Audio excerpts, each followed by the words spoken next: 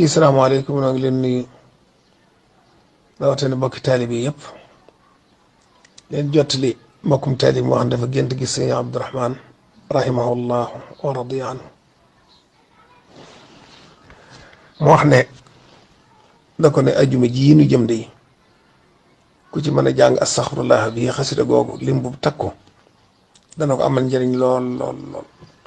loolu nag dafa yéeme ndax bis boobu moo tolloog bis bi sëriñ bi wax ne nañ ci tàmbali bisi xasida yi mooy ndigal li loolu nag tase na lool kon nag jaadu nañu jottali ko taalibe yi ñu xame ko noonu xasida ak astaxfirullah al-azim wa atuub ilayhi min dawahirin wa min uyub nga xam ne sëñ bi da cee wuutu jullit bi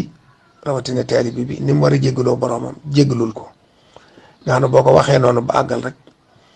suñ borom jéggal la te juróom-ñaari yoon yi képp moo tolloog juróom-ñaari fukki junni yi nga wax astaxfirullah kon nag mu ngi noonu nañ koy labiré bokki taalibe bi yëpp